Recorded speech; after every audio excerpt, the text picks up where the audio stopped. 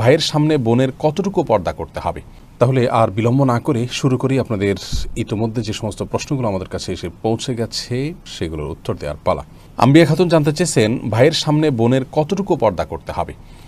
দেখুন, ভাইয়ের সামনে বোনের পর্দার বিষয়টি হলো একজন নারী অন্য নারীর সাথে যতটুকু খুলতে পারবেন, উন্মুক্ত করতে পারবেন, একজন মেয়ে মানুষ তার ভাইয়ের সামনে ততটুকু পর্দা খুলতে পারবেন, শরীরের সে অংশগুলো তিনি প্রদর্শন করতে পারবেন।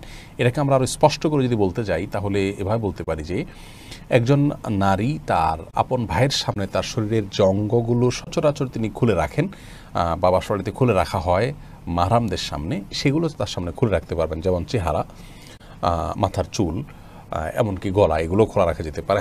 হাতের গোছা, পাও, এগুলো আপনার ভাইয়ের সামনে আপনি খুলতে পারেন এবং বাবার সামনে এগুলো প্রদর্শন করতে পারেন। কিন্তু এর বাইরে আপনার আজকাল একটা নির্লজ্জতা আমরা দেখতে পাচ্ছি, সেটা হলো যে অনেক পরিবারে আপনার ভেতরে বাইরে নারীরা শর্ট পোশাক আশাক পরে থাকেন। সেটি কোনো অবস্থাতে জায়েজ নয়, এবং সেটা আপন ভাইয়ের সামনে হলেও সেটি জায়েজ নয়, শুধুমাত্র স্বামীর সামনে সেটি জায়েজ হতে পারে।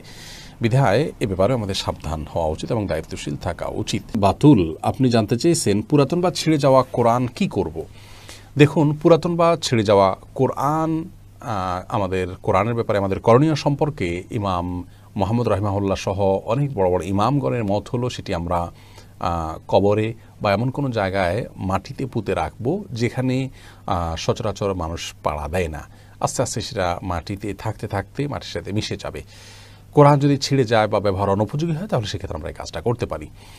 আর এর বাইরে অনেক ওলামায়ে কেরাম পুড়ে ফেলারও পরামর্শ দিয়েছেন। তাদের দলিল হলো সহিহ বুখারীতে একটি হাদিস বর্ণিত হয়েছে, আমরা অনেকেই জেনে থাকবো, যে ওসমান রাদিয়াল্লাহু তাআলা আনহুর শাসন আমলে যখন কোরআনের কিছু কপি নিয়ে সমস্যা দেখা দিচ্ছে, অর্থাৎ কোরআন যেহেতু কয়েক আপনার উপভাষায় নাজিল হয়েছে, সেই উপভাষাগুলোতে অনেক কিছু কপি করা হয়েছে, পরবর্তীতে কিছু জটিলতা দেখা দিল, তো একটি রেখে বাকি কপিগুলোকে একত্র করে সাহাবায়ে কেরাম পুড়ে ফেলেছিলেন।